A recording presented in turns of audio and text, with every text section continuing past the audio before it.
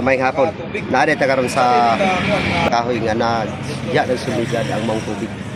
Agot importante nga humanon yun yung video.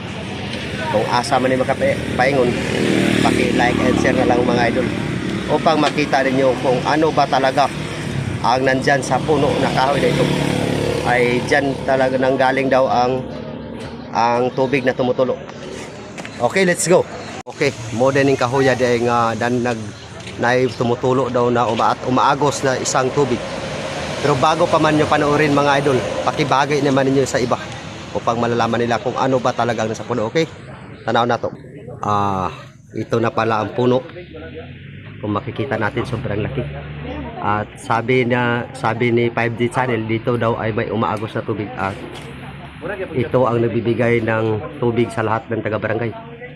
At dito sila kumukuha sa kanilang inumin. Okay, tanaw na to, paingon din sa ubos kung unsa bagyod ang kwan.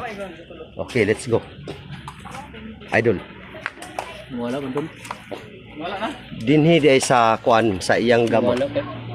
Wala man dun. Nga dako. Dinhi. Dani gid ay Posible nga dani gid ka ng tubig. Naggumikan gid dani ang tubig tungod Dani gid ka ng tubig. Dani nila gibuhat ug dani po dapita. Nabuhatan nila sa maong tangki ang maong area. Dani ga tubig kay. O dani gid siya gikan.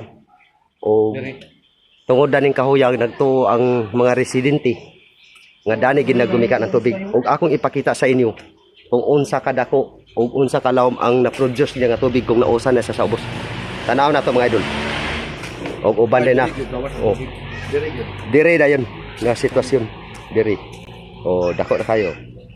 Muna siya ang gigawas gid nga tubig. Nga dani nangaligo ang Pero isa na ni. mga tao ug taga barangay ug dani gid mga idol. Og sana nagustuhan niyo. Enjoy in watching.